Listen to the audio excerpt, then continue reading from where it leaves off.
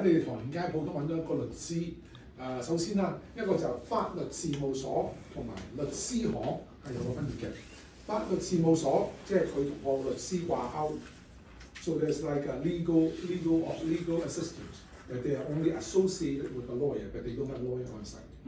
Yes, but sometimes yes. OK. 而律師行有律師嘅係唔同嘅層次同埋唔同嗰個關注程度啦。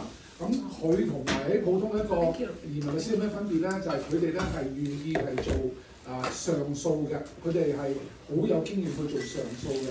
而好大部分嘅移民律師就係表格順序程章去做，做唔到就做唔到啦。咁但係佢哋係有願意，亦都有呢個經驗去做上訴，去為佢嘅客人去爭取嘅。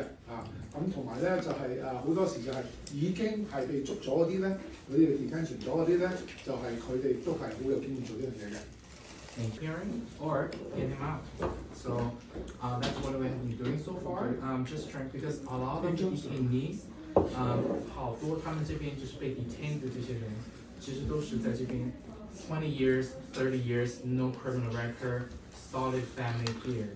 So 这是我们就是。所以現在很多而家好多咧嗰啲好多時咧，佢哋而家咧就係俾個移民局嗰邊拉咗嘅人咧。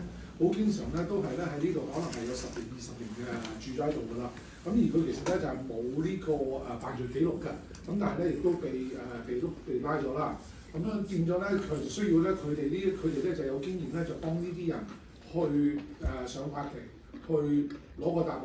如果佢係要留嘅，如果佢要走嘅，就快啲走；如果要留嘅，就要佢就會爭取留得到嘅，佢哋會爭取機會幫佢哋留嘅，幫佢留。So we're just trying to. We actually have a bigger office in Los Angeles, but now we're coming over here in New York, just hoping to provide more help in New York. 咁佢咧就兩邊都有辦公室嘅，喺洛杉磯嗰邊有一個辦公室啦，而喺紐約咧而家有開個辦公室嘅。影張相啊，幫影張相唔該。就係咧，佢哋就係上庭啦，最主要幫佢哋關於呢個 deportation 嘅上庭啦。第二個咧就係咧關於呢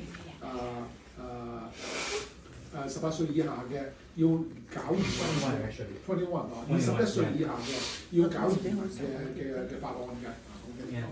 对，也就是 children， 他们即便是就是走线过来的，其实这个 special immigrant juvenile visa， 是非常适合他们的，因为他们是就是可以在做 green card adjustment 485的时候是可以 waive 掉这个 illegal entry 的。对，and we have about some cases now in New York already。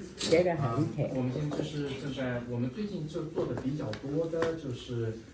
一个是 immigration removal proceeding deportation process， 另外一个就是 special immigrant juvenile visa， 这个蛮多的。